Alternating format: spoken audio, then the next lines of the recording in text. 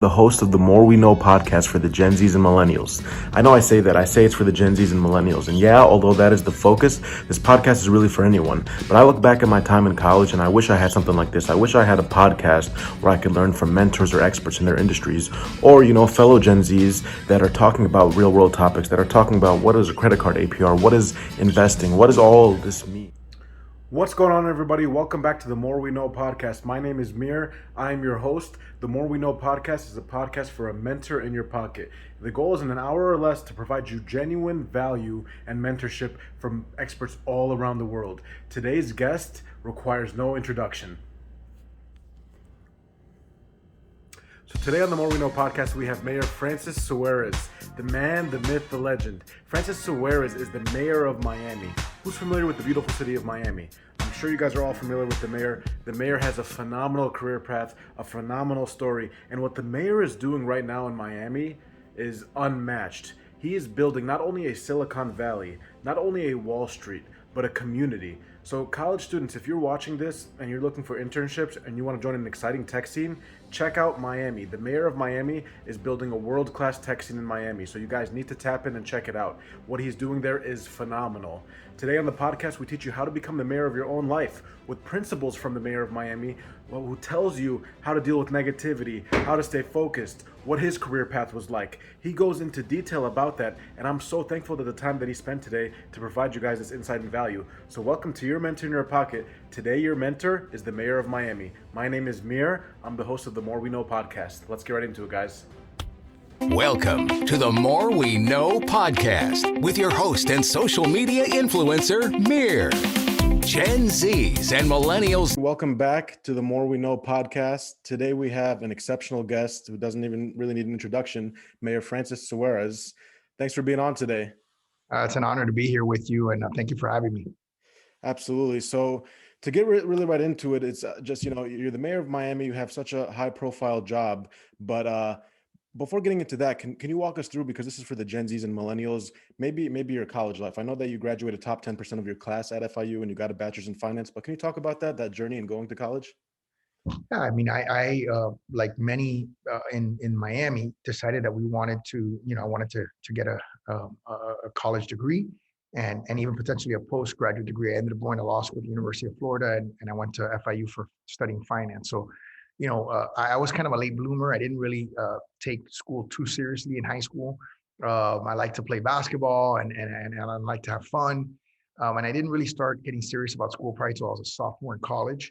And then I realized, hey, wait a second, my grades are going to reflect, what law school I go to, and that's going to reflect what job I get.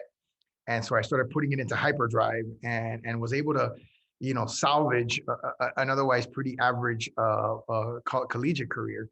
And that was a lesson for me because it taught me that there are no shortcuts in life. You got to work hard. We live in a competitive world and competitive environment. And, hard work is the minimum common denominator. Everybody works hard. And then you have to differentiate yourself in a variety of other different ways. But working hard is what gives you opportunity to be successful. Right. And with that, so, you had that switch, you realized, okay, I need to start working hard. This is the switch. What made you pick finance? Where you're like, let me do finance? I've always been math oriented. I love math, and I feel like sometimes we, even though obviously we learn math throughout high school and in college, we sort of we lose touch with the simplicity, the beauty of it, and sort of the practical applicability of it. And so oftentimes, when we're talking about statistics or a variety of other things, people are like, they just don't know what you're talking about. And I've learned that, and this sort of comes from my dad, who's a engineering background, a mechanical engineer, and his family. My grandfather was a dean of the engineering college, from sort of a mathematical background, where you understand how important it is to know math and how applicable it is to everyday things. And you got the degree in finance, and right after college, I know you also went and pursued a law degree. Did you work for a little bit in the finance field, or just straight to master's? I did. I worked for Morgan Stanley for a little bit, and then went to law school. So it was an interesting opportunity to learn how to work in the financial world, and then got a chance to go into law school pretty quickly and graduated in 3 years. Okay, and that's awesome. And a lot of times, us Gen Zs, we graduate college, we suffer with this post college depression. We get into that first job, and we're like, shoot, like, what are we really doing with our lives? Like, what is this? We were just sheltered for 4 years. Did you suffer with any of that, or were you at Morgan Stanley like, I'm ready, I got this? No, no, I think everybody goes through that. I think we all go through that whole like, what do I really, really want to do? You know what I mean? And I think, I often counsel people to try to find the answer to that question earlier rather than later in life.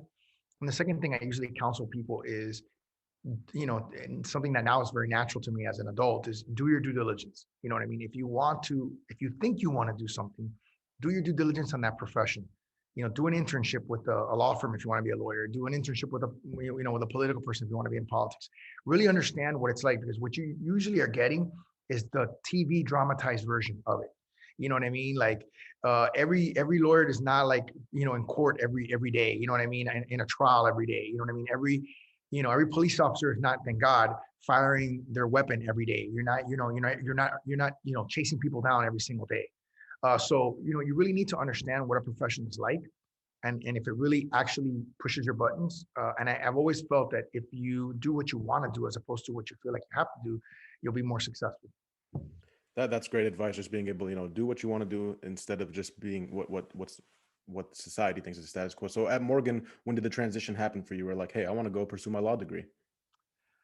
I think, and this is an interesting lesson too. Is there's this thought of Cuban descent, and for us it was like, oh, you had to get a certain level of education, you had to be a professional. It's sort of like you had to do this, and interestingly for me, I didn't decide I wanted to be a lawyer until sort of later on in life again, and then it was interesting because my dad litigates, my sister litigates, and I decided I wanted to be a transactional lawyer. I didn't want to litigate. I didn't want to fight with people. I didn't want to be you're wrong, I'm right.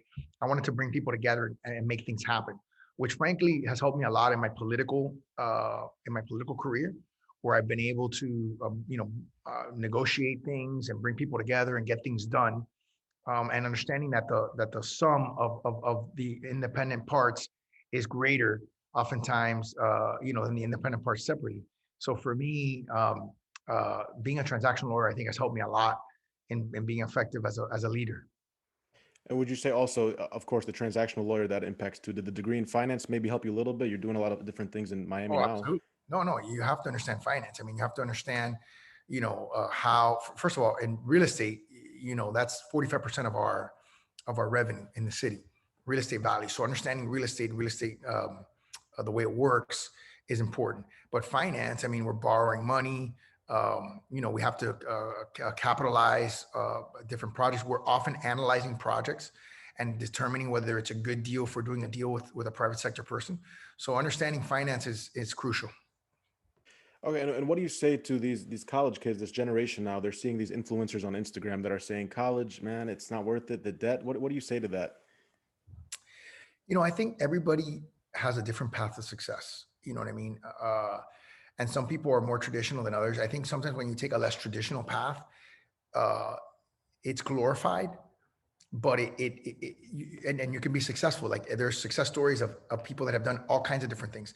I just think that the more traditional path, the greater your probability of success is. And so I think there's a correlation there. And so I think that's what you have to be looking at, which is, yeah, could you do it without all this formal education? Of course you can. You know what I mean? I read a quote recently of Elon Musk that he said, everything, all the knowledge that you need to know is available for free online. It is. There's no doubt about it. But I think the other thing with school that we often forget is that it's a venue for networking, right? It's not just about learning those things, which is important to learn them, whether you learn them for free or whether you pay for the education. You also make friends that help network and help you become who you are meant to be. And so I think, even people from high school, what high school you go to, what high school your parents choose for you, could predetermine a lot of the opportunities that you have later on in life. So I think, that's another benefit to taking the scholastic route. And would you say that network that you built, that scholastic route, did it help propel you to where you're at today?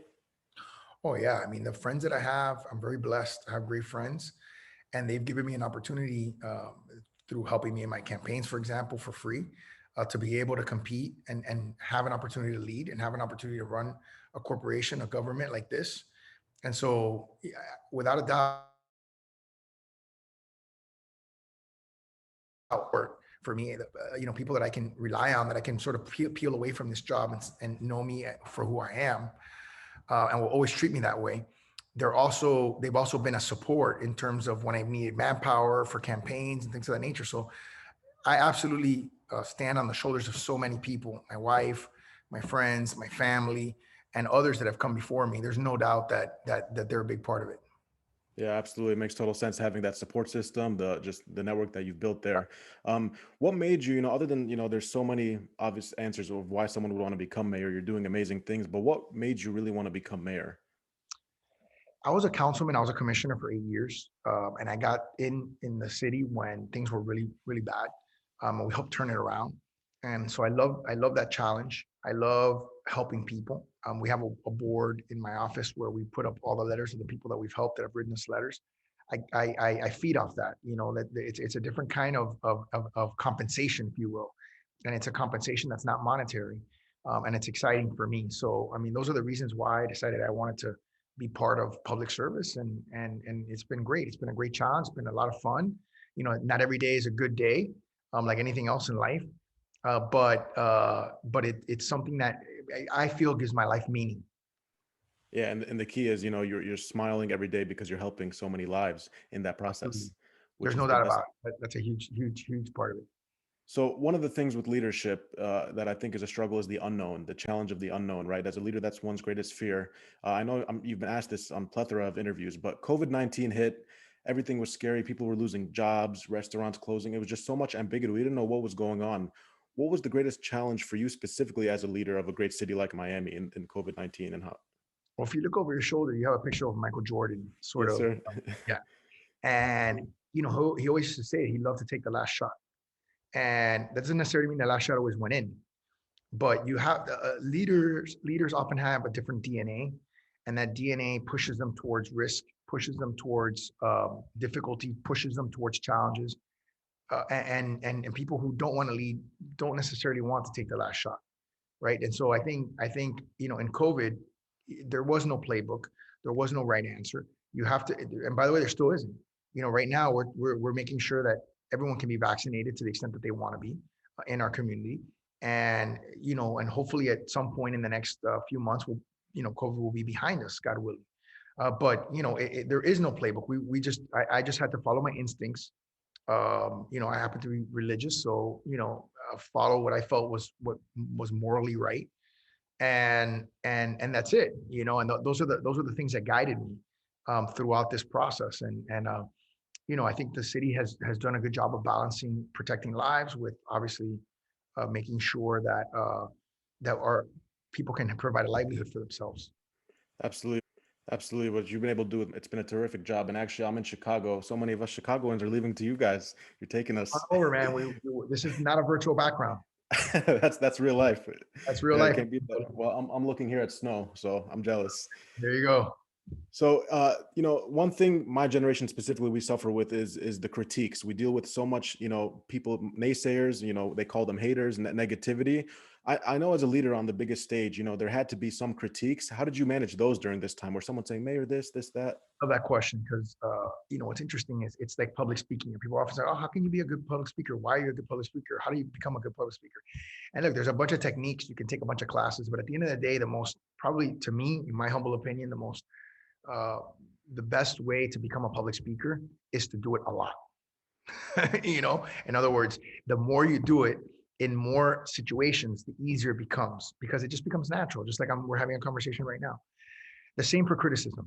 It actually, the more you get it, the more you become accustomed to it, the more you realize that it's you have to put it in a particular box, right? You can't be completely shut off to it because that makes you kind of like sociopathic, right? You want to have feelings. You obviously want to you can't be one of these people that just doesn't sense anything what's going on around you. So you just have to put it in a proper box, right? And there are different kinds of criticisms. There's criticism that's sincere, right? Like when somebody sincerely thinks you didn't do the right thing or sincerely, and then there's criticism from people who have ulterior motives, right? Either they don't like your philosophy, they don't like who you are as a person, they don't like what you represent, they don't think you're a good person for whatever reason. They've convinced themselves that you're not a good person, and and those people you have to put in a special box because If you don't do that, it will definitely crush you.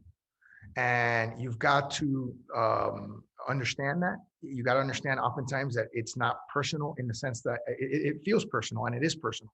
When someone's saying something about you that's very negative, and I've been called all the things in the book that you can imagine. Thankfully, it's not by a lot of people. It's sort of a small group of people, generally speaking. But listen. If you let other people define you, the more and more you become a leader, you won't be able to get out of bed. You literally will not be able to get out of bed because you will not have enough belief in yourself and in your mission and what you're trying to do to overcome the negativity. So, it is sad that there is so much negativity. And, my job in part is to inspire people to look away from it, right? And to believe in what's possible as opposed to what people will tell you is not possible. Yeah, I think that's so important that you said that because so many people are listening to this. Everyone gets it. No one's immune to that hate or negativity. So, No so one, thank you so much. That inspires all of us to even hear in that. politics, it's worse than it's ever been. You can't beat it. So, how do you differentiate between someone that might be just looking in your best interest versus a typical hate negativity? I think a lot of times it has to do with volume. So like for me, sometimes somebody will say something horrible, but it's the first time they've said it, and I'll engage them and I'll say, hey, look, this is my perspective. Let me explain to you why I did this. This is why I did it. And then they'll either say, well, look, I still don't agree with it, but I appreciate the fact that you reached out to me, and that's, I appreciate it. Or they'll say, I didn't think about it that way. And, now that I see it from your perspective, I get why you were the way that you were, as opposed to somebody that, you know, um, that will, you cure cancer, and they'll say, well, why did it take you so long? You know what I mean? And there's people that are like that no matter what you do, they always see the negative part of it. And what's ironic, and this is almost funny because I can almost correlate it. The more when I do something really, really good, it's like I go up to a bee's nest of my haters and I shake the bee's nest. And I've gotten to a point where like I almost feel depressed if they're not hating on me, because I'm like, man, I must have not done anything really good today. I must have not done anything to get my haters' attention. I'm obviously not as important because they're always trying to hurt me when I become more and more important. If I'm not important, if I'm not doing anything, they're not talking about me. So it's still tough. I mean, I'm not gonna lie to you. I'm a person that's emotional. I have feelings. I'm a human being. People often don't realize that we're all human beings, no matter what position we have. And we have families. I have children. I always worry about what are they going to be able, what are they going to read about me one day? You know what I mean? Those are very real fears and anxieties, because I love them and I want them to, and I'm blessed because I had to deal with it because my father was mayor when I was growing up. So I kind of got have a good sense for that. Mayor, honestly, thank you so much for being able to share that story with us because that will help so many people. Because I posted on Instagram talking about what do people want to get out of this. That was one of the biggest questions I got. How do you deal with that? Because you're on the biggest stage. So for you to tell us that, that inspires so many of us. So we really appreciate that. Listen, it's not easy. I'll finish by saying it's not easy. It's not something that, some people, I don't know that I'll ever fully, I always think I'm 80% of the way there to being fully able to handle it well, but I'm not so sure you'll ever, and by the way, I'm not so sure that you should ever be 100% of the way there, because again, getting 100% of the way of tuning out the hateration, um, you may lose some things. You may miss some things that are important, that are valuable. And listen, you always have to check yourself too. You know what I mean? Like none of us are perfect. I'm not perfect. I make mistakes. I make mistakes often. And you have to have a good sense of understanding of yourself as well, and be conscientious enough to admit like, hey, I blew it. I shouldn't have said this. I shouldn't have done that. You know what I mean? I made a mistake. It happens. You move on. And a lot of times that hate and negativity is coming from people that really aren't even doing much, right? They'll say something, but they're not doing anything themselves. My biggest, my one of the guys that hates on me the most is a guy doesn't live in my city, doesn't have a business in my city. Okay, and I don't. And by the way, I've always been nice to the guy. I've always been very, very accessible and open, and he just doesn't like what I represent, what I stand for, I guess. And he has, I guess, every right to do it. I feel like he crosses the line oftentimes, and does things that are way, way out of bounds. But again, do I want to engage and elevate that person, or do I want to ignore that person, move on, do what I know is right, and do what I know, to the best of my ability, and just sort of move on? Yeah, and a lot of times it's a question of if it comes from jealousy too, I'm sure. Yeah, I mean, look, there's all kinds of human motivations for things, right? And insecurity, jealousies, those are all admit in our public policy. And it's sad because at the end of the day, there really should only be one focus and one goal, which is to help people and to cooperate and collaborate. You know, the partisanship also creates that sort of divide. And I also think that if we were a little bit less focused on that, a little more focused on solving problems, then I think we wouldn't see a lot of these issues. Amen to that, Mayor. And I wish we could have more leaders like you, and whether it is in politics or in, CEOs, I wish we could have more of that because that's amazing. Appreciate it. So closing out here, what would you say, kids are just graduating college now. What's your best advice in like a few seconds to these college kids? Yeah, my best advice is try to find what you want to do with your life. Um, to the extent that you can do it and even make sacrifices like doing internships that are not paid, sacrifice a little bit on the front end so you can get a lot on the back end. Really know what you want to do, not just what you think you want to do or what's been idealized to you or what your parents do. I think that's the best piece of advice because I think that's the recipe for long-term happiness. That and obviously having my opinion, having a religious sort of connection and a relationship. That's beautiful. And that's a virtual commencement right there. But long-term happiness is the goal there. There you go, And brother. thank you, brother. And the last thing here is the tech scene in Miami now. A lot of us are 22, 23 years old. We want to be out there in the tech scene. I'm seeing what you got going on. Just Come on highlight over. to us right there about the tech scene. Is there anything special that we should know? Yeah, this is not a moment. This is a movement. You know what I mean? We want to make this something more sustained than just, hey, we're the flavor of the month.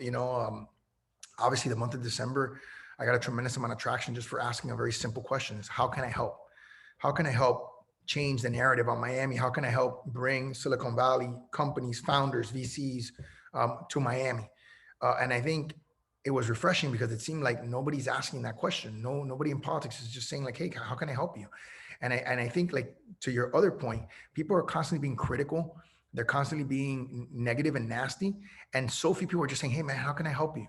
And even I'll be honest with you, even in this effort that I've engaged in, I wish more people would be asking me, "Hey, how can I help you?" You know what I mean? How can I make it easier for you? And I'm not getting as much of that as I would like, because it'd be one thing if I'm asking and I'm one person, and it'd be great if everybody else was asking and were helping me because I need the help, frankly. And a quote for you, a Drake quote is, "Everyone has their hands out, but it's not to reach you." So that's the sad part. You wish people would be able to on the back end too. I was in one of his videos, God's plan. Really? No Yeah, way. You were in God's plan? yeah. We got to go back and watch that. Wow. I'm gonna put that Over a in the billion podcast. views, I think. Yeah, that is Yeah, dope. Wow, that's awesome. actually dope, but it was like 2 seconds. 2 seconds. Hey, still, you Yeah, still had it. That's amazing. I was giving them dap. I was giving them dap, and then that was it. They cut to the next scene. Yeah, I'm gonna put that in the podcast. We're All gonna right. have the video.